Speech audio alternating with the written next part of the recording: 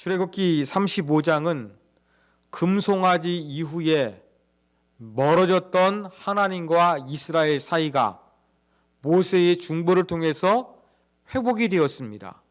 34장에 살펴본 것처럼 하나님이 다시 이스라엘 백성들과 언약을 맺으셨습니다.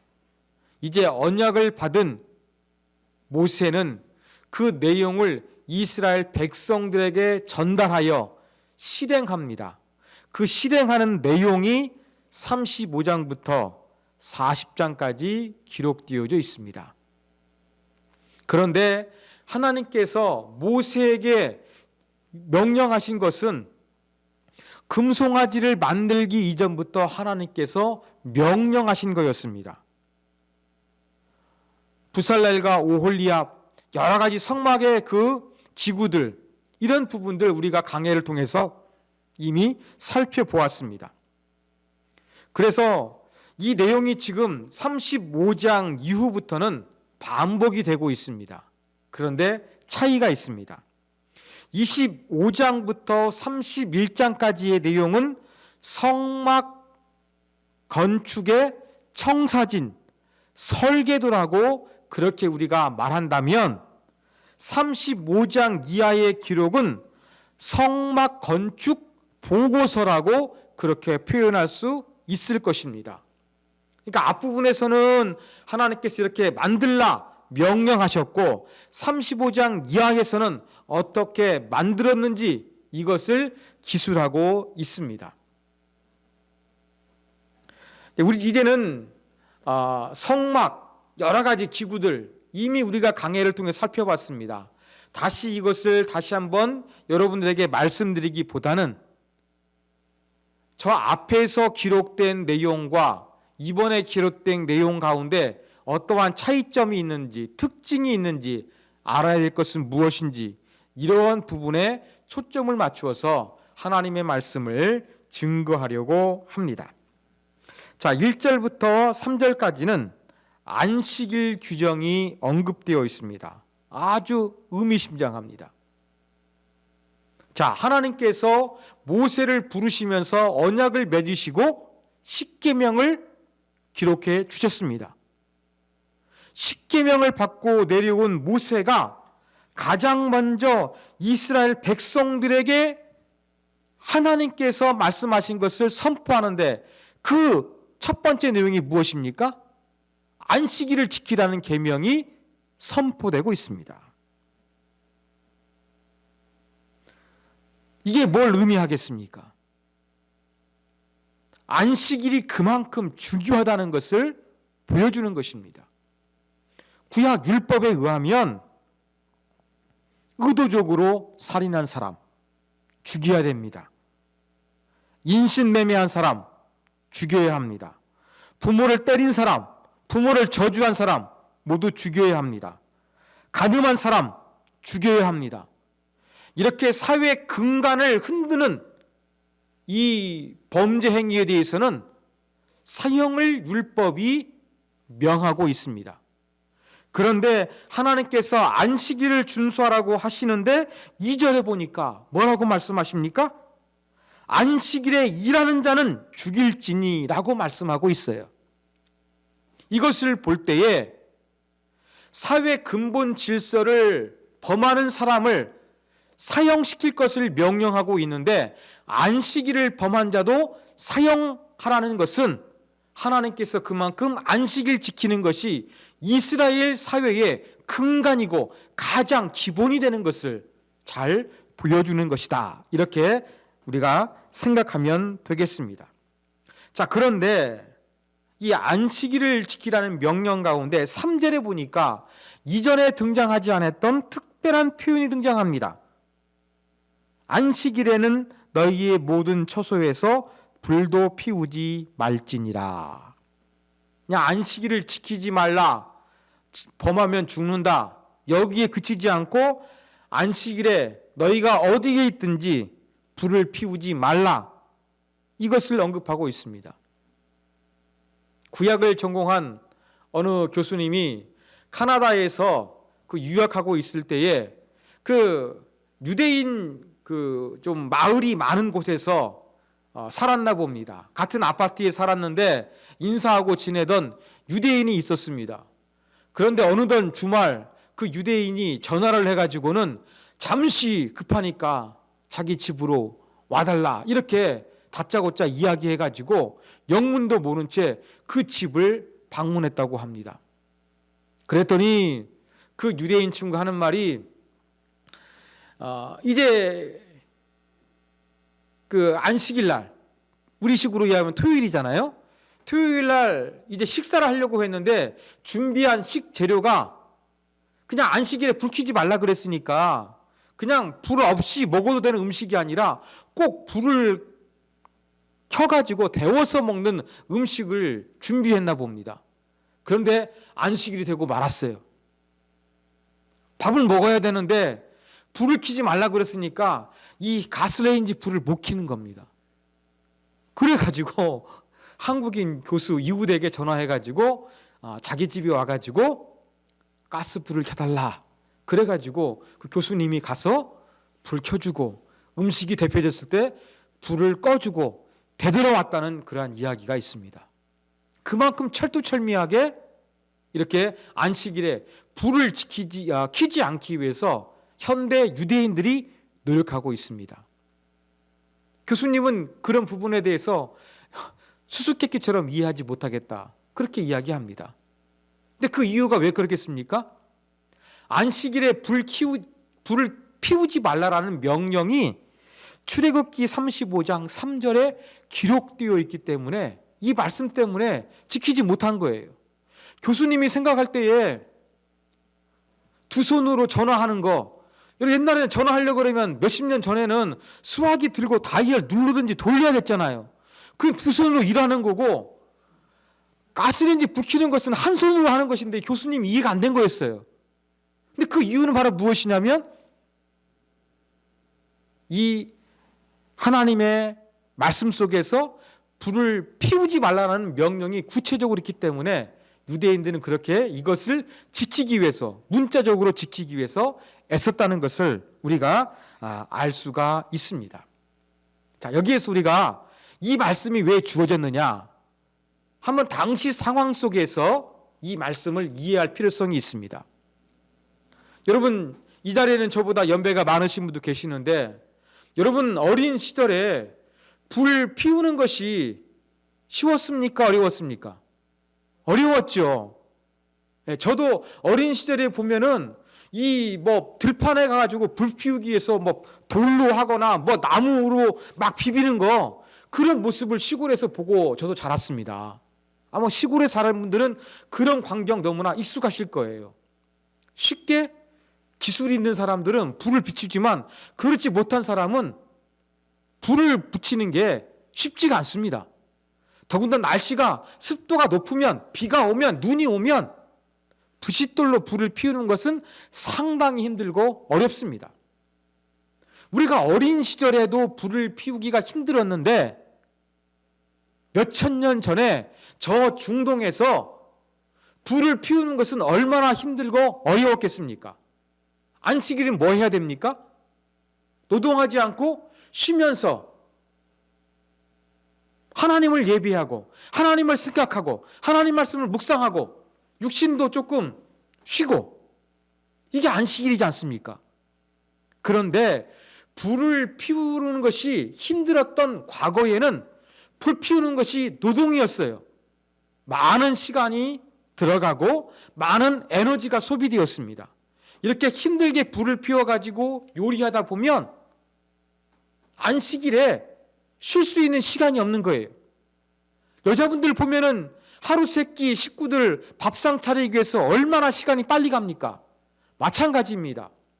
이 불을 피우기가 힘들었던 고대 사회에서 이렇게 불을 피우는 것은 안식하기가 힘든 구조였기 때문에 하나님께서 특별히 불을 피우지 말라고 명령하신 것으로 그렇게 우리가 이 말씀을 이해하면서 받아들이면 더 쉬울 것 같습니다.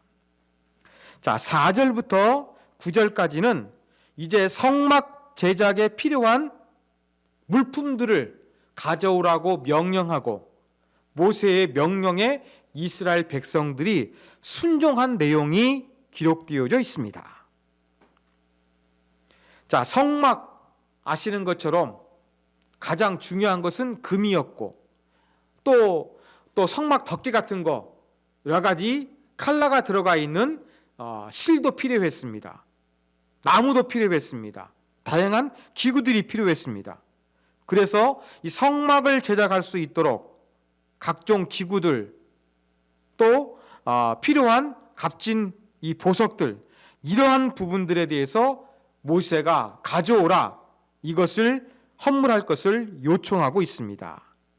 그런데 여기에서 보면 그냥 어거지로 가져와라 강압적으로 명령하는 것이 아니라 5절에 보면 너희의 소유 중에서 너희는 여호와께 드릴 것을 택하되 마음에 원하는 자는 누구든지 그것을 가져다가 여호와께 드릴지니 라고 말씀하고 있어요.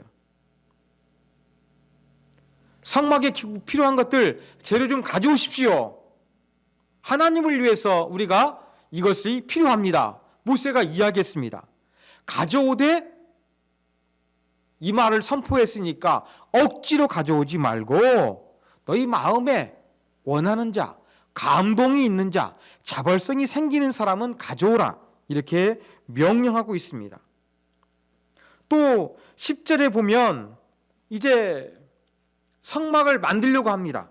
10절에도 보면은 무릇 너희 중에 마음이 지혜로운 자는 와서 여호와께서 명령하신 것을 다 만들지니 만드는데 일반 백성들도 참여시키고 있는 거예요. 여기에서도 너 기술 있으니까 와. 여러분들 중에서 성막을 제작하려고 하는데 기술 있는 사람 추천해 주십시오. 그 사람은 반드시 와 주십시오. 강압적으로 말하지 않았습니다. 자원함이었습니다. 마음이 지혜로운 것은 어떠한 그 기술이 있는 사람, 전문적인 어떠한 능력이 있는 사람을 의미하는 것입니다. 이러한 사람들은 와서 만들라고 이야기를 하고 있는 것입니다. 그리고 이제 이 10절부터 9절까지의 그런 내용들을 보면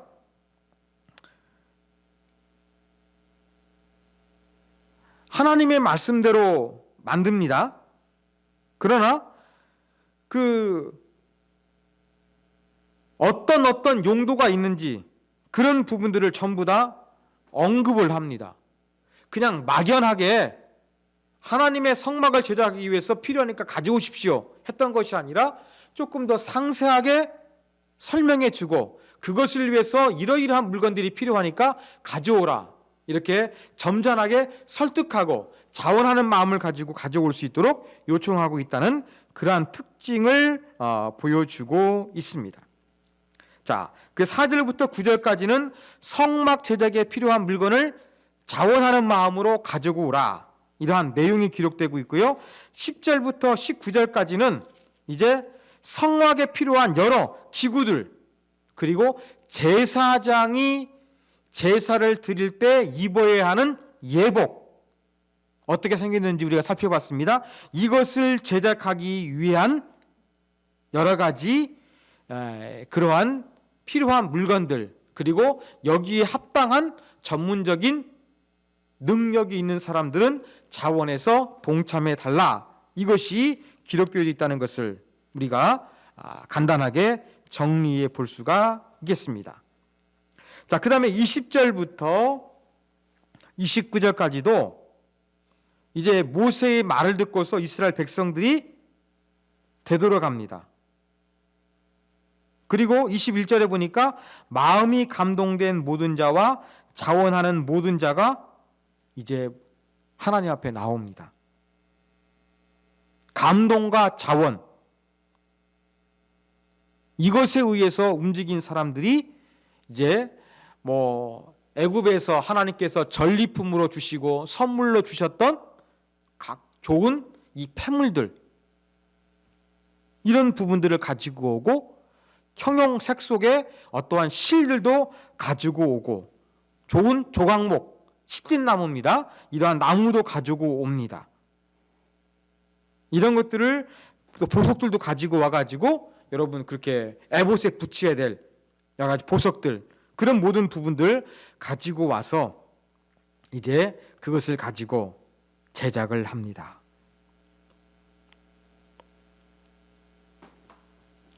그리고 29절에도 보니까 마음에 자원하는 남녀는 누구나 여호와께서 모세의 손을 빌려 명령하신 모든 것을 만들기 위하여 물품을 드렸다 이야기합니다. 자원하는 사람들이 물건을 드렸다라고 하면서 이 자발성을 성경은 계속해서 강조하고 있다는 거 우리가 기억해야 되겠습니다. 21절에 보니까 마음이 감동된 모든 자, 21절 또 자원하는 모든 자, 그 다음에 22절 보니까 마음에 원하는 남녀,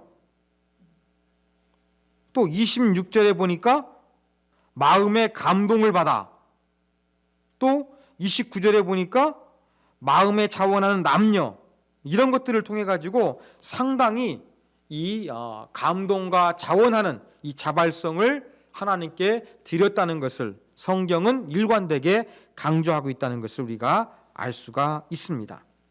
자, 그리고 이제 30절부터 35절까지는 자, 하나님께서 성막을 지으라고 명령하셨죠. 모세가 안식일 준수 먼저 명령하고 성막 제작에 필요한 기구들, 또 뭔가 만들 수 있는 능력 있는 사람 자원하십시오 하니까 이걸 가져왔다 그랬습니다. 모든 것이 준비가 됐습니다. 이제 30절부터는 그 모든 것을 총 진행하는 두 사람이 특별히 언급이 되고 있습니다. 이미 우리가 살펴보았던 것처럼 부살렐과 오홀리압, 전에 전혀 존재하지 아니했던 하나님이 계시하신 새로운 이 성막에서 사용하는 기구들이기 때문에 이것들을 위해서 하나님께서 하나님의 영, 즉 성령으로 창의력을 발휘할 수 있도록 그렇게 도와주셨다는 내용이 30절부터 35절까지의 내용 가운데 기록되어져 있습니다. 자, 그런데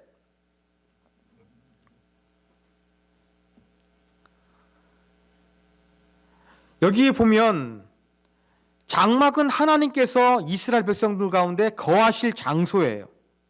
그렇지만 이 장소를 이스라엘 백성들이 자원하는 마음으로 그 재료들을 담당해야 했고, 또 이스라엘 백성들이 능력 있는 전문성 있는 사람이 그 기술력으로 그것을 건축해야만 했습니다. 또 만들어야만 했습니다. 여기에 대해서 부살렐과 오홀리압이 중요한 역할을 하게 된 것이지요. 이러한 내용입니다. 자, 이러한 내용을 통해서 우리가 배울 수 있는 교훈점 몇 가지 생각해 보겠습니다. 첫 번째 교훈입니다. 하나님께 바치는 헌금이나 헌물은 자원하는 마음이 기본입니다. 제가 오늘 강해를 통해서 말씀드렸던 것처럼 성막과 성막 기구들을 만들기 위해서 성경은 일관되게 뭘 강조하고 있느냐? 마음이 감동된 사람, 자원하는 사람, 이 자발성을 시종일관 언급하고 있습니다. 그런데 이렇게 자원하는 마음으로 드려야 되는 것은 출애굽기 35장에서만 그런 것이 아니라 구약 성경 다른 곳에서도 자원해서 드리라고 이야기합니다. 그리고 신약으로 넘어와서도 보면 이 바울의 기록들, 사도행전을 보면 자원하여 드린 거에 대한 것을 언급하고 있습니다. 억지로 하지 말라 그랬습니다. 인색함으로 하지 말라 그랬습니다. 신구약 성경을 통틀어서 성경은 일관되게 하나님 앞에 예물을 드릴 때에는 반드시 자발성 있는 자원하는 마음으로 기쁨으로 드려라, 이것을 강조하고 있다는 것입니다. 이것은 현대 교회에도 반드시 지켜져야 될 그러한 헌금의 준칙입니다. 저희 교회도 어려웠을 때 조금 재정이 부족하니까 좀 믿음이 있는 분들은 그런 얘기를 했습니다. 목사님, 그냥 교회 재정에 대해서 사람들한테 솔직히 이야기하고 헌금하는 시간을 가집시다. 뭐 그러한 얘기를 했었습니다. 저도 현실적인 이유 때문에 또 상처받은 사람이 있을까봐 뭐 그런 것들을 하지 않았습니다만, 또 마음 한편에서는 늘 가지고 있는 생각은 바로 무엇이냐면, 헌금은 자발성이 있어야 한다는 것입니다. 그래서 저도 이 말씀을 보면서 다시 한번 확신했어요. 아무리 교회가 힘들고 어려워도 교회 형편에 대해서는 분명히 한번 이렇게 설명을 하고, 한번 필요하면 헌금하십시오, 이렇게 할 수는 있지만, 그렇게 좀 강압적인 분위기를 만들어서 헌금할 수 있도록 하는 것은, 이것은 성경의 방식이 아닙니다.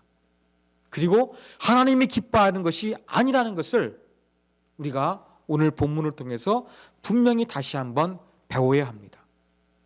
물질 하나님께 드릴 때에는 우리가 기도할 뿐이지, 하나님께서 감동해 주시도록 성령으로 역사하실 수 있도록 기도할 뿐이지, 결코 강압해서는 안 될 것입니다. 제가 한번 어떤 분에게는 제가 의도적으로 한번 그렇게 헌금을 이야기한 적이 있어요. 그때는 제가 분명한 의도성이 있었습니다. 그분이 정말로 헌신하고 물질보다 하나님을 사랑하는지 알고 싶었기 때문에 제가 그런 부분도 했는데, 제가 그런 모습 한 거 가지고도 조금 부정적으로 생각하시는 분들이 계시더라고요. 그만큼 이 물질 문제에 대해서는 사람들은 예민합니다. 좋은 목적을 가지고 헌금이 필요하지만 그 좋은 목적을 이루기 위해서 과정도 성경적인 헌금이 되도록 해야 할 것입니다. 그 핵심이 바로 무엇입니까? 자발성, 자원하는 마음이라는 거, 저와 여러분이 꼭 기억하셨으면 좋겠습니다. 그래서 한번 뭐 형편이 안 좋아서, 아니면 특별히 뭔가 할 때 우리가 한번 헌금합시다, 그렇게 이야기를 하지만, 우리 본문처럼 기쁜 마음으로 자발적으로 드릴 수 있도록 하는 것이 성경적인 헌금이라는 것을 우리가 잊지 말기를 소망합니다. 자, 두 번째 교훈입니다. 성막을 만드는데 일반 사람들도 참여가 가능했다는 거, 저는 강해를 준비하면서 깨달았습니다. 여러분, 우리가 성경을 읽어도 그 선입견에 빠져가지고 성경을 대할 때도 참 많이 있는 것 같아요. 복음서 잘 알고 있는데 복음서를 강의하다 보면 저도 그럴 때가 있습니다. 이 부분도 마찬가지입니다. 성막을 제작할 때에는 모세가 하나님께로부터 뭔가를 받았고, 그 모세가 명령받은 것을 사람들에게 이야기하고 부살렐과 오홀리압이 전부 다 만든 줄 알았어요. 근데 오늘 본문에 보니까 어떠합니까? 10절에 보니까 마음이 지혜로운 자는 와서 여호와께서 명령하신 것을 다 만들지니, 이렇게 말씀하고 있는 거예요. 여러분, 25장부터 31장까지는 제가 성막 건축의 설계도, 청사진이라고 말씀드렸죠. 그때에는 하나님께서 성막 제작의 총책임자로서 부살렐과 오홀리압이 세웠다는 것이 강조되고 있어요. 그런데 진행 보고서 가운데, 즉 35장 가운데는 부살렐과 오홀리압만 언급되고 있는 것이 아니라 10절에 보면 마음이 지혜로운 자는 와서 성막에 필요한 기구들을 다 만들 수가 있었습니다. 이뿐만 아닙니다. 25절 보십시오. 25절, 마음이 슬기로운 모든 여인은 손수 실을 빼고 그 뺀 청색, 장색, 홍색 실과 가는 배실을 가져왔으며, 또 26절, 마음의 감동을 받아 슬기로운 모든 여인은 염소털로 실을 뽑았으며, 25절과 26절에서 여인들도 성막 덮개 같은 거, 뭐 색깔이 들어가는 실을 만들었던 이 자원하는 부분이 언급되고 있다는 겁니다. 여러분, 성막은 부살렐과 오홀리압이 성령 충만하고 연구해서 두 사람이 뚝딱뚝딱 만든 것이 아니었습니다. 일반 이스라엘 백성들도 참여했고 심지어 여인들까지도 이 성막을 만드는데 참여할 수가 있었습니다. 하나님께서 원하시는 이런 아름다운 사역의 모습은 재료만 바치는 것이 아니라 만드는 일에도 이스라엘 전 공동체가 참여하기를 원하셨다는 것이 성막을 제작하는 가운데 등장하고 있습니다. 이걸 통해서 이 만인 제사장으로 우리가 모든 일에 하나님께 쓰임 받을 수 있고 중요하게 주인공처럼 사역할 수 있다는 사실을 저와 여러분이 기억하시기 바랍니다. 위대한 일, 어떠한 거대한 일, 이것은 특별한 사람만 가능한 것이 아니라 모든 성도, 모든 그리스도인에게 가능하다는 것, 바로 성막 제작에 참여한 사람들을 통해서 저와 여러분에게 분명하게 보여주고 있습니다. 마지막 세 번째 교훈입니다. 자, 하나님의 일에는 역할 분담과 특별한 재능이 필요하다는 것을 우리가 기억해야 하겠습니다. 자, 성막을 짓는 거, 이스라엘의 지도자였던 모세가 행하지 않았습니다. 또 제사장으로 임명될 아론, 또 그의 아들들이 성막을 짓는데 직접 뭔가를 행하지 않았습니다. 이 일은 누가 했습니까? 일반 이스라엘 백성들, 심지어 여인들까지 참여를 했습니다. 그런데 여인들까지 참여할 수 있었는데 기술이 있는 사람, 여기에서 이렇게 마음이 슬기롭다라는 것은 바로 무엇이냐면 손재주가 있는 사람이에요. 기술이 있는 사람을 의미합니다. 전문적인 어떠한 능력이 있는 것을 가진 사람을 의미하는 표현입니다. 그래서 이 성막을 짓는 것은 종교 지도자가 아니었습니다. 일반 백성들도 가능했습니다. 그러나 특별히 재능이 있는 특별한 사람이 담당할 수 있도록 했다는 것을 알 수가 있습니다. 이를 통해서 여러분, 교회 안에서 여러 가지 일들은 저와 같은 목회자가 다 한 것이 아니에요. 제가 해야 될 일이 있고 여러분들이 잘할 수 있는 일이 분명히 있는 거예요. 이것이 합쳐졌을 때 아름다운 하모니를 이루고 하나님의 영광을 드러낼 수가 있다는 사실을 우리가 기억해야겠습니다. 사역자가 잘할 수 있는 일, 목사가 잘할 수 있는 일, 또 여러분이 그렇게 잘할 수 있는 일 분명히 있을 것입니다. 그런 것들을 따라서 우리가 역할 분담을 잘하는 것이 정말로 중요하다는 것을 오늘 말씀을 통해서 배우게 됩니다. 그리고 특별한 이 역할 분담을 위해 하나님께서 부살렐이라는 사람, 오홀리압이라는 사람 하나님께서 붙여주셨습니다. 그런데 특별히 이 두 사람도 좋은 협업을 이루어야 했어요. 자, 성막을 제작하는데 총책임자는 누구였느냐? 부살렐이었습니다.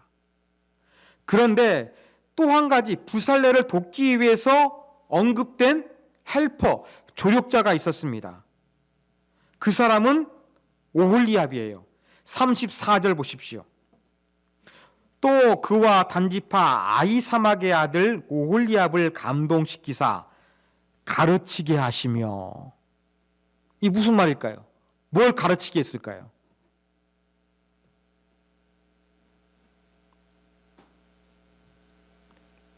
총책임자는 부살렐이었어요. 오홀리압이 부살렐을 도와서 성막 제작을 진행합니다. 그 중에서 특별한 그 오홀리압의 역할이 바로 무엇이었냐면 가르치는 거였습니다. 뭘 가르쳤겠습니까? 자기들이 연구해서 또 영감을 받아서 하나님께서 성령으로 깨닫게 해주신 성막기구에 여러 가지 물건들이 있는데 이것을 제작할 수 있도록 다른 손재주 있었던 자원했던 그러한 능력 있는 기술자들을 가르치는 일을 누가 했느냐? 오홀리압이 담당했다는 이야기입니다. 이스라엘 백성들 지금 광야에 있습니다. 광야에 나오기 전까지 이집트에서 살았습니다. 노예 생활을 했습니다. 주로 어떤 일을 했습니까? 목축했잖아요. 그 다음에 최근에는 점점점 이 이 이집트 사회를 떠받치는 아주 경제 일꾼으로서 벽돌 굽는 같은 노동을 했습니다.